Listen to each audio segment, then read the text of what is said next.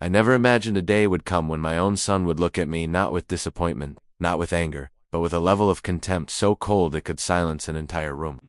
Yet that evening, sitting at the dinner table I built with my own hands, in the house I paid for, surrounded by things he never lifted a finger to earn, he did something that ended the father-son bond forever. It happened quietly, without warning, no raised voice, no argument, just a moment so sharp it split my life into before and after. He leaned back in his chair, arms crossed in that careless way he always used when he wanted to feel powerful, and he smiled, not a kind smile, but the smirk of a man who believed he'd won some invisible battle. His wife sat beside him, eyes lowered, pretending not to see what was coming. She always pretended. Pretended she didn't encourage him, pretended she didn't add fuel to his disrespect, pretended she didn't enjoy watching him belittle me whenever he felt bored or superior. A fork in my hand trembled slightly, not from Fiano. I'd felt fear in my youth, not now, but from the realization that I no longer recognized the boy I raised. The boy who once held my hand crossing the street, who used to beg me not to leave for work, who used to draw pictures of the two of us as Paquitos somewhere along the path to adulthood. I had lost him. Or maybe he had thrown me away long before I finally noticed. I asked him a simple question, the kind any father might ask. How's work going? That was all. 7 harmless words.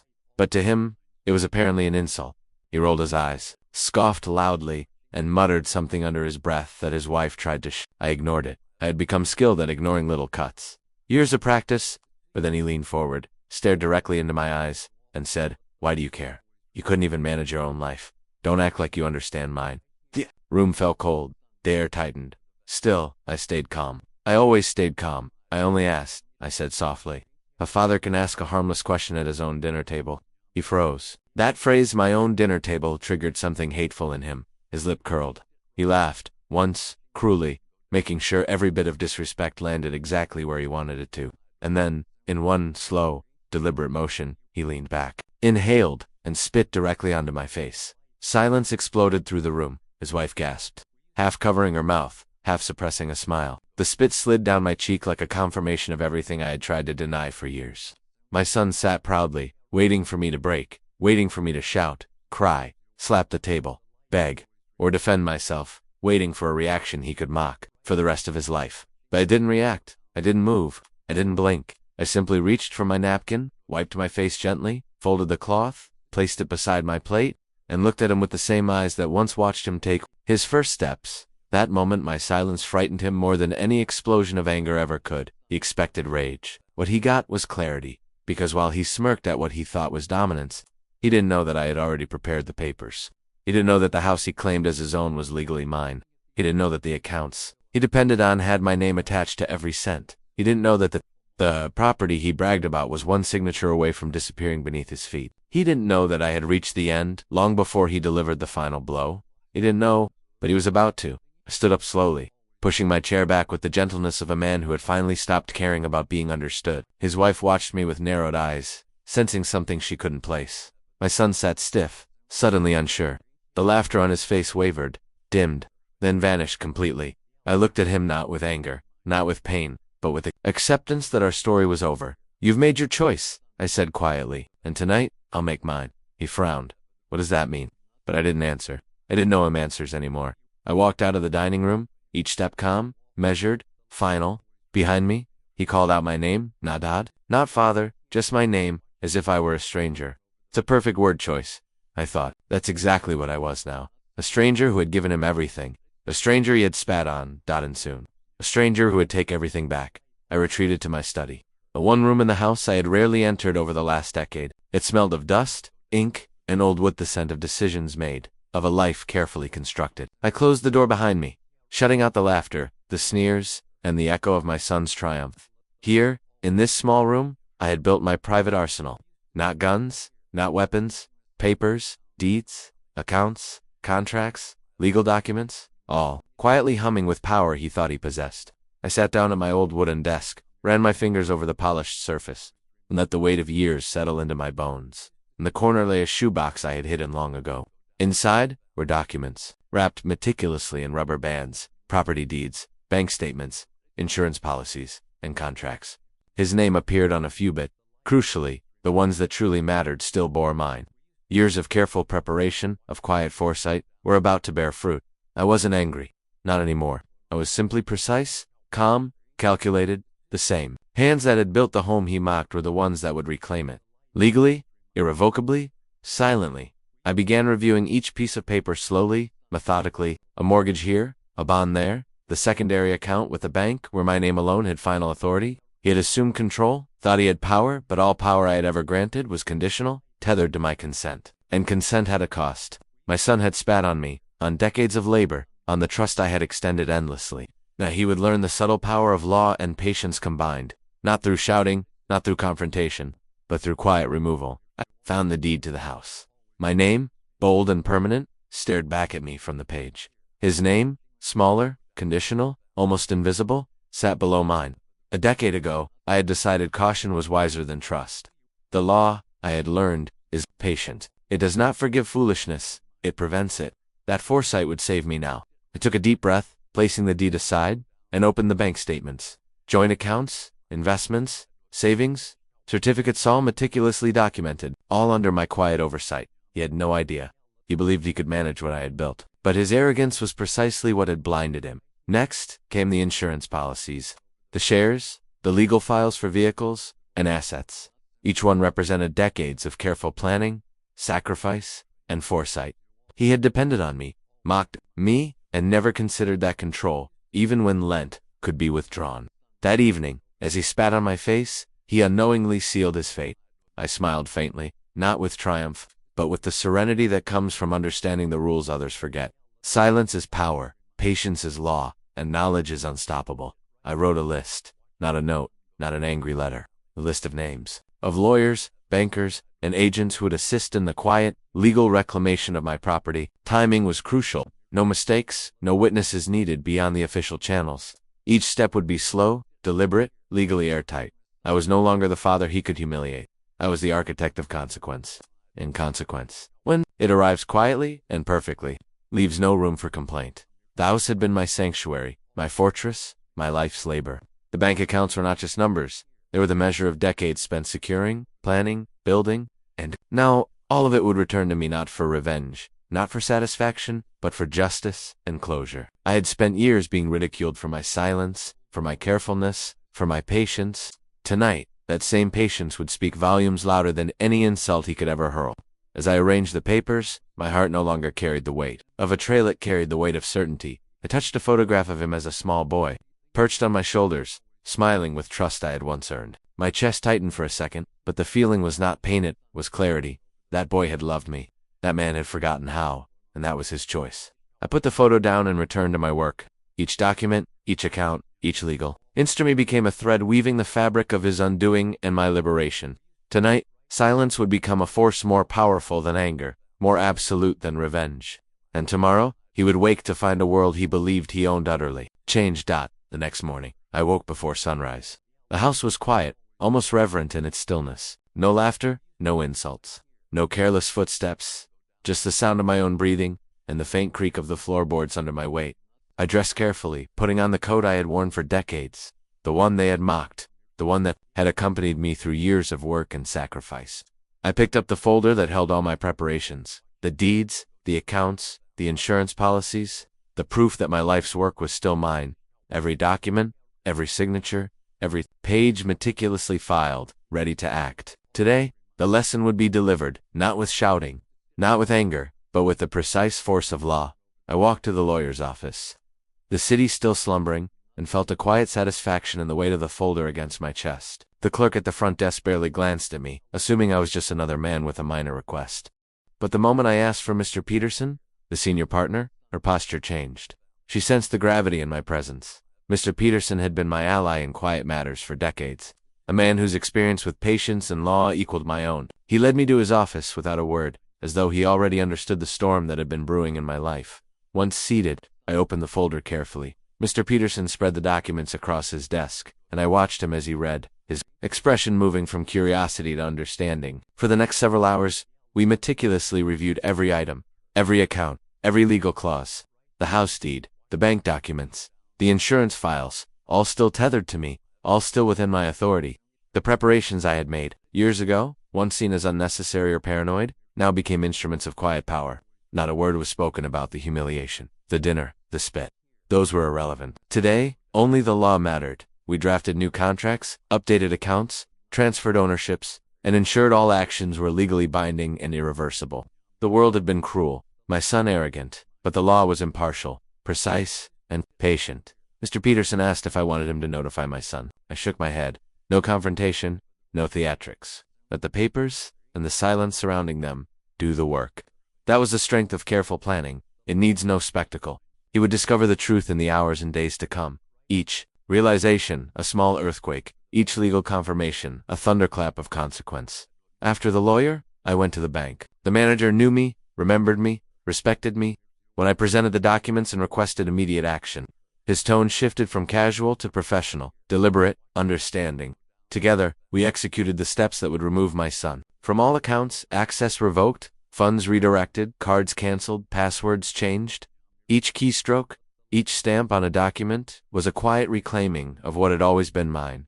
No one witnessed it, no one cheered except me. The satisfaction wasn't in their recognition, it was in the precision and inevitability of the outcome. By late afternoon, every joint account had been separated, every line of credit frozen, every asset under my control alone. He would wake to a world that no longer recognized him in it. The tools he thought were his too, wheeled money, property, comfort were gone, redirected by the patience and foresight he had scorned. It wasn't revenge, it was balance. He had treated my silence as weakness. He would learn that it had been strength all along, and when he realized the magnitude of what had happened, there would be no anger left to confront me, only the stark clarity of loss. The sun set while I walked home. I didn't rush. The weight of the day was heavy in a way that felt right. For the first time in years, I felt neither fear nor anger. I felt certainty, the house, the wealth, the life. He thought he controlled Suni. Every element of it would shift under the force of quiet law and meticulous preparation, and I, the man he believed powerless, would finally be free. I entered my study again, placed the documents carefully in their shoebox, and for the first time in decades, allowed myself to close my eyes without dread. The night would be silent, as it should be. Tomorrow, he would learn the extent of the oversight he had mocked out. Morning arrived like a quiet judgment. The house felt heavier, as if it already sensed the shift. I had left my coat by the chair the night before, folded neatly, and now, with the folder still in hand, I observed my son as he moved through the kitchen, confident, unaware. He poured his coffee, muttered at the toaster, and checked his phone, expecting the day to unfold as it always did. But today, the day was different. Silence preceded the revelation, the calm before the storm of realization. I stayed in my chair.com, almost invisible. The law doesn't need a witness to its enforcement, and neither did I. I let him discover the consequences of his arrogance in his own time, on his own terms. His first discovery was settle a letter, resting on the counter, professionally typed, polite but unequivocal. The joint account had been closed, the funds moved, his access revoked. I could hear the confusion in his voice before he even read the entire notice. This has to be a mistake, he said aloud. His words floated through the quiet house like a warning he couldn't interpret correctly. The irony of it amused me quietly. All these years, he had treated my careful planning and restraint as weakness. Today, he would understand their strength. I did not intervene. I did not clarify. The law had spoken, and that was enough. There is a distinct satisfaction in watching inevitability unfold without interference. It is cleaner, sharper, more permanent than any confrontation. He rushed through the drawers. The checkbook's no longer valid. The cards no longer functional. I observed calmly, the quiet observer of a man unprepared for consequences he had long ignored. His face, once so sure, now displayed raw disbelief. I didn't offer explanation, didn't flinch, didn't even meet his gaze. My silence was a sword, sharp and unyielding, cutting through the illusion of control he had built. He stormed out of the house, slamming doors, keys jangling in frustration, a man confronted by a world he no longer ruled. The driveway echoed with the sound of his car engine, his panic audible even from inside. I didn't follow. There was no need. The unfolding of events had been set in motion, precisely, legally, irrevocably. No yelling, no fighting, no anger, just the inevitability of his loss, while he struggled to reclaim access. The real estate agent began the process of listing the house. The ownership had already been legally transferred. The sale was underway. By the time he returned, the locks had changed. His pride, once tethered to a home he believed was his birthright, was irrelevant. Strangers moved through the halls, boxers in hand, organizing, shifting, claiming the space that had once defined his authority. He shouted, demanded, threatened. The men with clipboards, polite and impassive, offered only nods and gestures toward documents that rendered his protests meaningless. My son, who had mocked my patience, who had scorned my silence, was confronted with a quiet, unyielding truth. His world, once unshakable, had shifted beneath his feet. I had already left ours. Before, walking the empty streets with a single suitcase and the dignity he could not touch. The silence I carried was heavier than any confrontation, sharper than any argument. As I walked, I thought about the irony. All my life, I had labored, sacrificed, and planned for security and legacy. And now, it was not a confrontation, but my absence that would teach him the most profound lesson. The bank, the lawyer, the real estate, everything operated quietly, without emotion, without theatrics, but with precision, and the message was clear. Respect, once lost, can only be reclaimed through recognition, not violence, not rage, not mockery. He had mocked me, but today, the silence I had maintained for decades spoke louder than any insult could. By the afternoon, he was alone in the house he believed was his. No wife, no children, no comfort. The movers, the documents, the reapti irreversibly shifted. Calls went unanswered, messages piled up, even friends, neighbors, and colleagues began to sense the shift. Social perception, fragile and merciless, turned against him. The laughter that once filled the house, echoing arrogance and entitlement, had evaporated. I, who had been humiliated, who had been scorned, now observed the natural unfolding of consequence. I did not celebrate, did not gloat. I felt calm, a calm deeper than anger, heavier than relief. I had set the stage, and the law had delivered the outcome with perfect, unyielding precision. That night, I rested in a small motel far from the city, the waves of solitude wrapping around me like armor. I did not mourn, did not reflect on vengeance, only on clarity. The lesson had been given, the balance restored. My son would wake to realize the fragility of his world, but I would wake knowing that I had reclaimed what was always mine: dignity, control, and freedom. Silence had triumphed, patience had triumphed, law had triumphed, and in the quiet of a room by the sea, I allowed myself to finally breathe. The following morning, the town awoke unaware of the quiet upheaval. I watched from my motel window as life continued, seemingly untouched, but beneath the surface, everything had shifted for him. I had become invisible, yet my actions resonated louder than any confrontation ever could. My son, the man who had once spat on me, who had laughed at my silence, would now navigate a world stripped of the illusion of power he believed was his birthright. I didn't need to follow. I didn't need to watch him stumble.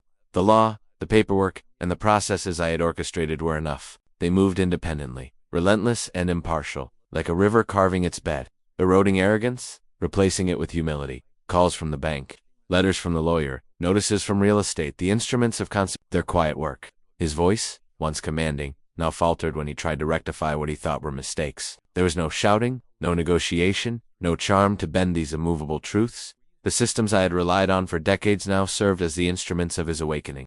And I, having spent my life giving, now observed, receiving the calm satisfaction of restored order, not joy, not revenge, but quiet understanding.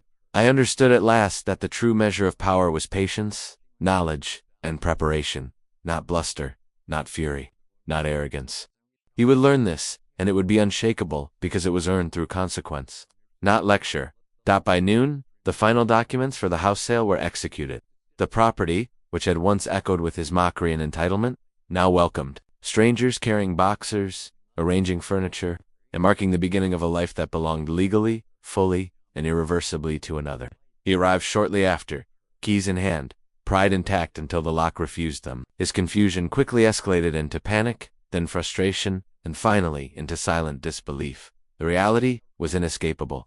He could shout, plead, rage, but the law is impartial. It does not bend to anger, nor to tears. I did not need to explain. Myself did not need to step forward. The moment had arrived, quiet and undeniable, to teach him the lesson his arrogance had long ignored. Nothing is permanent when it is built on disrespect and entitlement.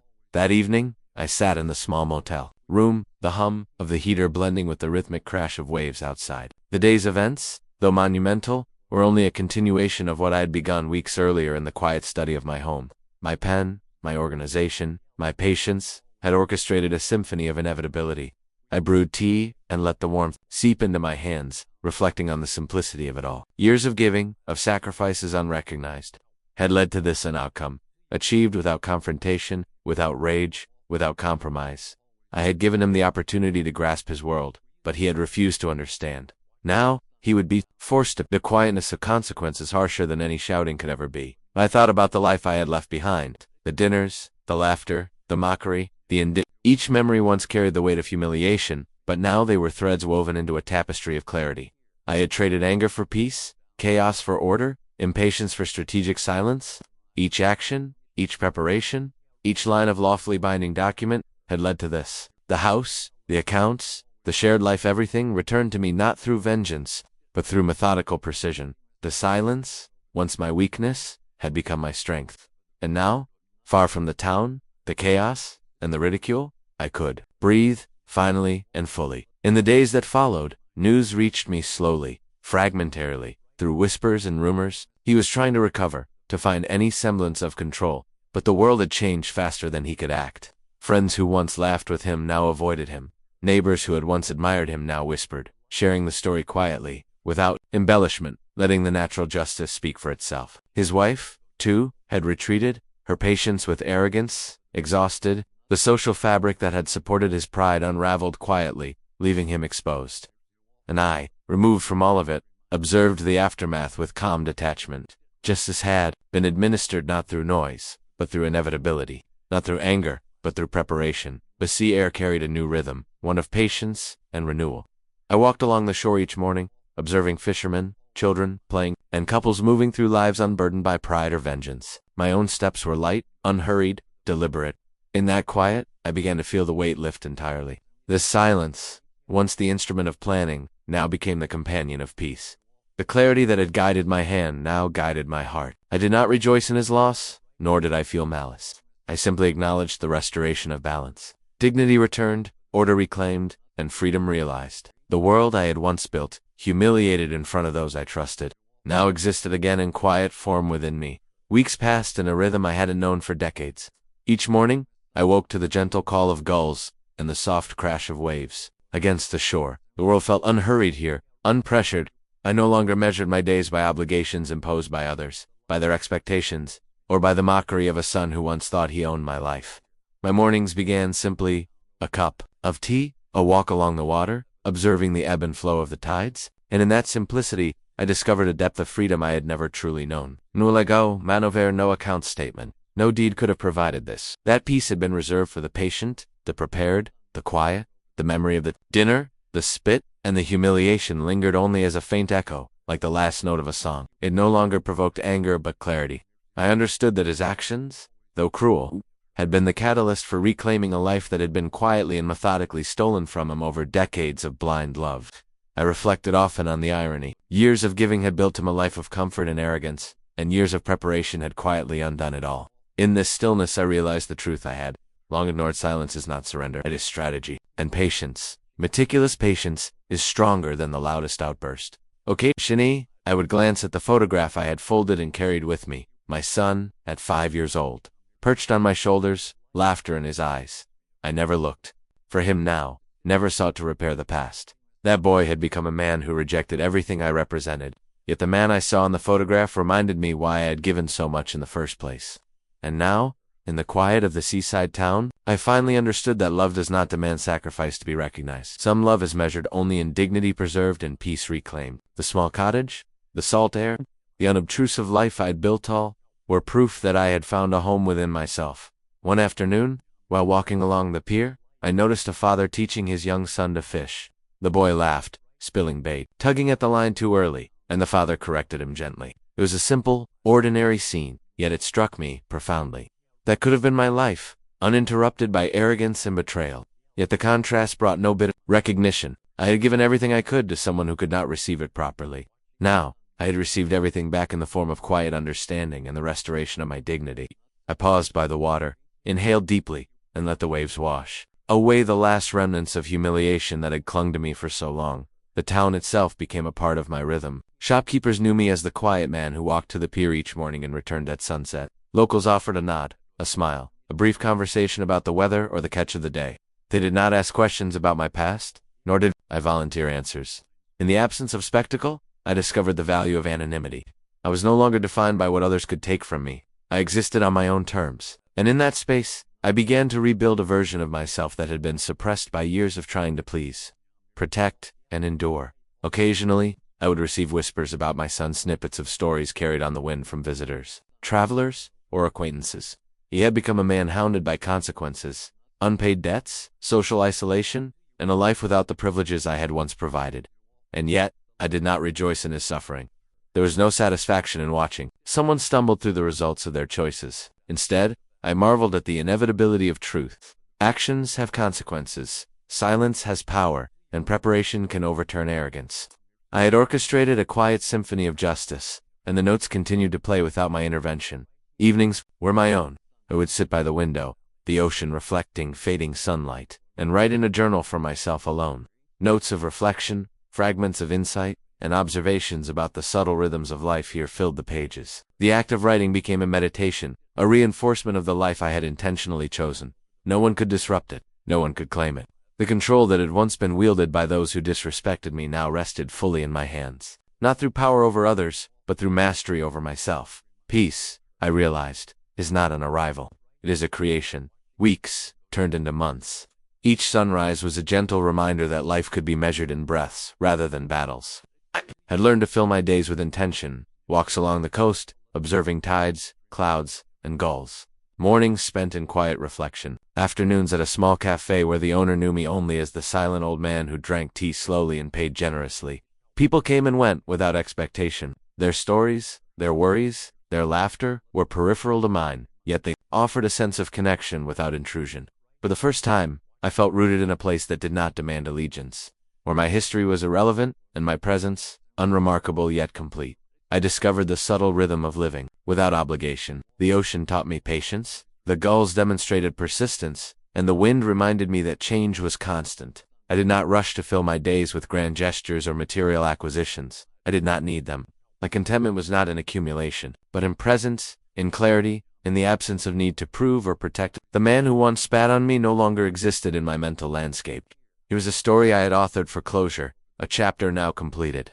My attention belonged solely to the life I could shape without interference, to the peace I had reclaimed from decades of unnoticed labor. Occasionally I wandered through the small town. Children ran past me, their laughter a reminder that innocence persists despite the failures of adults. I watched fathers teach sons, mothers steady daughters, and I saw the same lessons I had tried to impart, yet which my own child had disregarded. There was no bitterness in these observations, only understanding.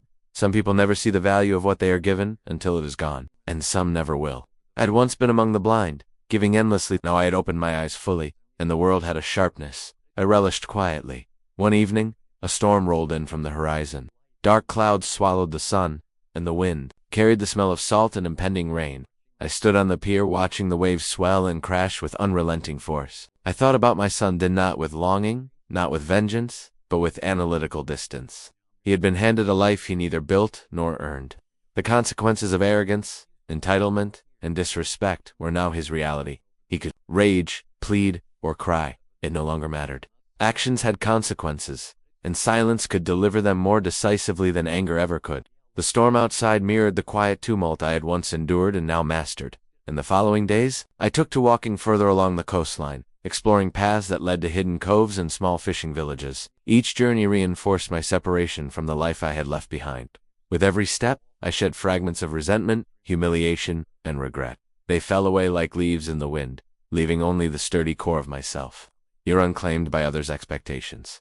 I built a rhythm entirely my own. Meals at odd hours, books read on the beach, conversations with locals who never asked about my past, and evenings spent listening to the stars emerge, one by one. As the sky darkened over the sea, letters and messages from my former life still arrived, occasional bank confirmations, lawyer correspondence, notes regarding property transfers. I kept them stacked neatly in a drawer, not as trophies, but as reminders of precision and preparedness. Every transaction, every signature, every step I had taken was evidence that control is regained quietly, through patience, planning, and unwavering attention. My son had never imagined such a meticulous retaliation. He had assumed that rage or confrontation would suffice. He did not understand that true power often moves in silence, beyond observation, leaving only results in its wake. One morning I woke to the smell of rain on salt water. The sky was gray but soft, and the town was quiet. I brewed coffee, wrapped myself in a wool sweater, and stepped out to the balcony of my cottage. Below, the sea reflected muted light, rolling in slow waves. I took a long sip, feeling the warmth spread through me. There was no anticipation of confrontation, no expectation of recognition. I had nothing to reclaim, nothing to prove. My peace was complete. The act of leaving, of reclaiming, of quietly dismantling the life that had been me, had been the final lesson. And now, at last, I could breathe fully. Without the weight of humiliation or obligation, evenings were spent walking under street lamps, watching the town settle into quiet routines. Children waved to strangers. Couples moved slowly along the shoreline. Fishermen returned with nets full of the day's catch. I was invisible, yet fully present. It was a strange, satisfying paradox to be seen without attention, to exist without interference. I had removed myself from expectation, and in doing so, discovered a freedom the world could never take from me. I realized finally that true liberation does not arrive from victory over others, but from reclaiming control over one's own existence. Days blurred together in gentle repetition. I woke with the tide, drank coffee as the sun touched the horizon, and walked barefoot on sand that was cool beneath my feet. The rhythm was meditative, each motion deliberate. There were no interruptions, no demands, no laughter meant to wound. Only the wind, the gulls, and my own steady heartbeat. Freedom had a texture, and I felt it in the grains of sand, in the salt on my skin, in the slow exhalations that came without conscious effort. I realized I had been alive before, yes, but now I was present. That presence was a gift no one could take. No law could dictate, no arrogance could steal. Occasionally I wrote, not letters, not stories for anyone else, but notes to myself. Observations of the day, calculations of the wind, sketches of the horizon, thoughts about patience, dignity, and time. These pages were for no one. They were a record of my reclamation, of the quiet education that came from detachment. Each word reminded me that life was no longer a battlefield. It was a practice in balance. I could exist without others' approval, without demands or expectations, and that alone was victory. Not a noisy triumph, not a spectacle, but a deep, inexhaustible strength. One afternoon, I wandered into a small village nearby, where children played with handmade toys and shopkeepers greeted everyone by name. A baker offered me a loaf of bread without asking for payment. I left coins on the counter and smiled quietly. The generosity was mutual but unspoken. There were no comparisons, no envy, no hidden agendas. People's worth here was measured by their actions, not their inheritance or arrogance. I watched a father help his son tie a fishing net, patient and careful, and felt the weight of years lift slightly more. I had once been the teacher, the provider, the silent architect of someone else's comfort. Now, I could witness simplicity and humility without interference. The letters from my past occasionally came through, reminders of what had been taken, what had been controlled, and what had been quietly reclaimed. I kept them, but I never opened them immediately. The world I had left behind existed as a concept, not a presence. The man who once spat on me had no dominion over this space. He could rage in town, lose fortune, suffer humiliation, but it did not reach me. That was the remarkable revelation. Freedom is not merely the absence of interference. It is the absence of expectation, of need, of obligation. I was untethered, and the weight of decades of unseen labor now existed solely in my hands, unchallenged. Evenings brought long walks along cliffs that overlooked the sea. I would pause and listen to the waves, the wind, the subtle creaking of distant boats. There was a rhythm to existence here, a pulse that had nothing to do with urgency, with shouting, with the drama I had endured. I realized that life's meaning is often embedded not in the grand gestures but in the quiet, unobserved moments where integrity, patience, and perseverance manifest. The man who had humiliated me had mistaken noise for power, aggression for influence. He had not yet understood, and perhaps never would, that the quietest actions often carry the deepest consequences. On a particular morning, I watched a storm approach. Clouds rolled in, low and heavy, waves grew dark and jagged, and the wind bit at my face. Most would see menace. I saw clarity. The storm was a mirror of my past, chaotic and loud, demanding attention. But here I was, steady, unmoved. I did not flee. I did not resist. I simply observed. The lessons of the past of patience, preparation, and foresight allowed me to stand as the storm arrived, not as a victim, but as a witness. It passed eventually, leaving calm behind, and I felt the resonance of what silence, combined with strategy, could accomplish. At night, I sometimes thought of the small photograph of my son as a child on my shoulders. I did not dwell on his cruelty. I merely acknowledged the boy I had known and the man he became. The contrast was sharp, but I felt no bitterness. Instead, I understood that the lessons he learned were of his own making. My role had been to build, to protect, to guide. He had chosen disrespect, arrogance, and entitlement. Now, the consequences, alas, confusion, isolation, were entirely his. I had done nothing unjust. I had simply allowed the natural progression of responsibility and action to play out, and in doing so, reclaimed my own peace. Freedom, I discovered, was not in taking back wealth or property, though I had done that. Freedom was an erasing dependency, expectation, and intrusion. It was in the quiet mornings, the patient sunrises, the unobserved breaths, and I embraced it fully. The man who had mocked me could rage, plead, or despair. It no longer reached me. The town's gossip, the lawyer's updates, the sporadic bank notices were all peripheral, like echoes from another life. I had chosen to exist without them, and the world, for all its noise, could not penetrate the calm I had cultivated. Weeks turned into a rhythm that felt eternal. I rose with the dawn, brewed coffee, and watched the horizon stretch endlessly. Each morning, the sun painted gold over the waves, a spectacle no one rushed me to notice. I walked along the beach, sometimes barefoot, sometimes in old shoes, letting the sand shape my steps. I had no appointments, no interruptions, no obligations. No obligations. I noticed shells, driftwood, gulls diving, and fishermen hauling nets. These small observations became my meditation, my sanctuary. Every detail reminded me that life's essence had been buried under the weight of expectation and disrespect for decades. Now, I was awake, not to alarm or respond, but to witness. Occasionally, I wrote in a leather-bound notebook, sketches, notes about tides, simple calculations, reflections on patience, time, and dignity. These were not letters for anyone else. No one would ever read them. They were private proofs of presence, records of reclaiming life from chaos. With each entry, I felt more grounded. Each word acted as a marker, a silent assertion that I existed. For myself, and no one else's judgment could disrupt that. The quietude was restorative. I had spent so long building, sacrificing, giving everything, and receiving scorn. Now, my labor bore fruit unseen but tangible in serenity. One afternoon, the local market buzzed with small-town energy.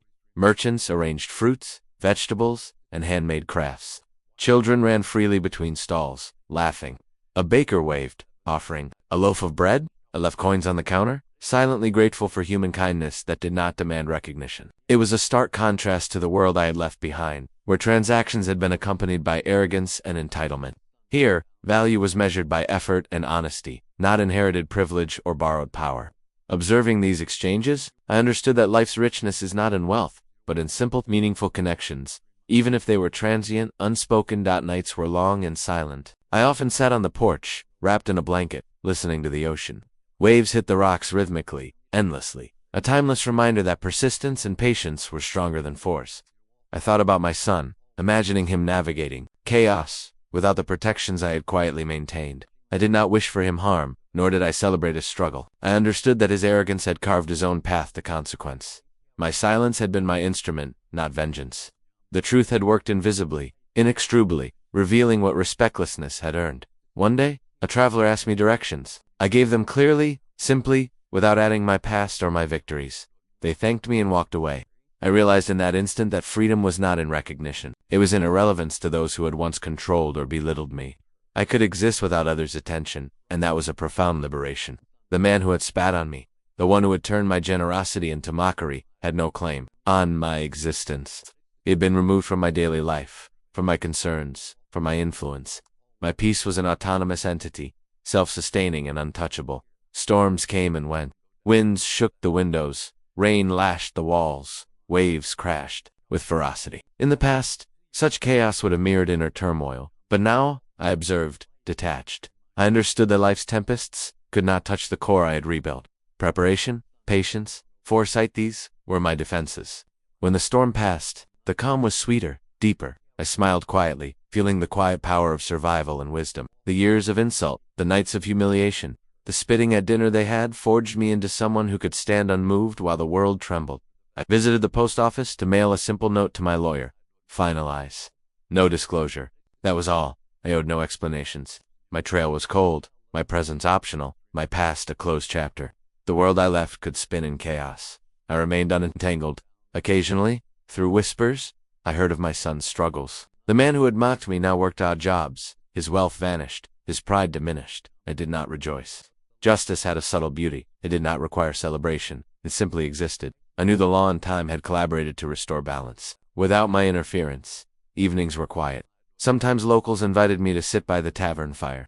I joined, listening to tales of work, family, and ordinary challenges. I did not reveal my story. I did not need applause or acknowledgement. I understood now that life's satisfaction comes from presence, patience, and self-possession. Material wealth had once been my tool, my responsibility, my leverage. It existed only to sustain my freedom, not to prove dominance. Observing others, I felt compassion and understanding. Realizing that quiet dignity is often invisible but enduring. Weeks became months. I learned to live small again. Walks without purpose, meals taken slowly, sleep unpressured by expectation. It was strange at first, peace heavy, unfamiliar, almost fragile, but gradually, it became natural. Healing whispered, it did not shout. Every step, every breath, every simple task became a meditation, a reminder that life's essence is subtle, not dramatic. The chaos of the past had receded. I had reclaimed silence, autonomy, and dignity, and nothing could unsettle it. Time flowed differently now. Days stretched, unbroken by obligation or insult. I rose with the sun, observed the tides, and let the wind shape my thoughts. Each morning brought clarity. Life did not demand constant assertion, only presence. I walked along the shore, noting footprints left by strangers, shells scattered like forgotten treasures, and gulls diving with precision. Each observation reminded me that permanence is an illusion. Only patience, wisdom, and silence endure. I was no longer building for others, no longer sacrificing for respect that never came. I was building only for myself, and that was enough. Letters arrived, rarely, almost entirely unclaimed. Bills and notices, reminders of the world I had abandoned but no longer owned. I did not respond. My son's name occasionally surfaced in whispers from distant acquaintances or passing travelers, tales of struggles and misfortune. I did not seek updates. I did not feel satisfaction or scorn. The world had enforced its own lessons. My son's arrogance had been replaced by survival, dependence, and reflection. The man who had spat on me, laughed at me, and sought to diminish me, had no claim on my attention. Silence had acted, the law had acted, and I remained untouched. Evening, as the sun sank low over the horizon, painting the sky with shades of fire and amber, I reflected on freedom. It was not movement, nor distance, nor escape. It was autonomy, sovereignty, over one's mind, heart, and time. The years of humiliation, disregard, and disrespect had been mine to endure. And now, the reward was quiet dominance over my own life. I could breathe without expectation, move without scrutiny, exist without judgment. Peace was not a gift. It was a reclamation. I had taken it, fully and without hesitation. The seaside town grew familiar, yet never suffocating. Faces of locals blurred into a comforting routine. Greetings at dawn, nods at the market, quiet acknowledgement at the tavern. No one knew my past. No one questioned my presence. I had become another figure among many, blending yet distinct, anonymous yet grounded. Freedom had a subtle taste, the ability to live without history haunting every step. I was untethered from the man I had been forced to serve emotionally and financially. My dignity, once eroded by mockery, now glimmered quietly, unassailable. Nights were still, broken only by the whisper of waves or the call of distant birds. I often stood at the window, sipping tea or coffee, thinking not of vengeance, but of consequence. My son had learned, through absence, through legal and financial precision, the cost of arrogance and disrespect. I did not need to explain, justify, or confront. He experienced it fully, unmistakably, and I experienced something equally profound. The serenity of knowing that justice, patience, and clarity are more powerful than anger, more enduring than wrath. I revisited the old photograph occasionally, the one of my son at 5, on my shoulders, laughter in both our eyes. I did not weep. I did not pine. I observed it as one observes history, a reminder of creation before destruction, of love before betrayal. That child existed, yes, but he was not the man who had spat on me at dinner. That man had been replaced by lessons learned too, by consequences imposed quietly, by silence wielded decisively. I had removed him from my orbit, and he was discovering the emptiness his arrogance had invited. Months passed. The seasons shifted with predictable grace. Storms came, harsh and unforgiving, yet I stood unharmed, observing the rhythm of water against rock. Life had become observation, meditation, and appreciation. The lessons of decades, distilled into simplicity, dignity, patience, foresight, silence. I did not need approval, attention, or recognition. I had rebuilt entirely, quietly, and without dependence. The house, the accounts, the wealth, they were tools reclaimed, not symbols of triumph, but instruments of freedom. Once a traveler asked my story. I shook my head, smiling faintly. No story worth telling, I said, and it was true. Stories belong to those who need them. Peace belongs to those who claim it. I had claimed mine. My son's story continued, shaped by his choices, his arrogance, and the quiet power of documents, patience, and foresight. I did not intervene. I did not comment. I simply existed, a man untethered, a man whole, a man free. Every sunset, every tide, every quiet night was a reminder. Life is not about conquest, revenge, or restitution. It is about presence, clarity, and self-possession. I had spent decades giving, tolerating, and enduring. Now, I spent my life existing, fully, freely, without claim from others, without interruption, without the burden of insult. Every breath, every step, every glance was mine alone. As dawn approached each day, the ocean whispered its timeless rhythm. I listened, absorbed, and smiled. Not for victory, not for loss, but for the sheer, unassailable fact of survival, clarity, and freedom. My son had learned his lessons. I had reclaimed my life. The world's chaos could not touch me anymore. Silence, patience, foresight, and legal precision had done what rage never could. I was finally, wholly, peacefully free. And in that freedom, I found the ultimate reclamation: myself.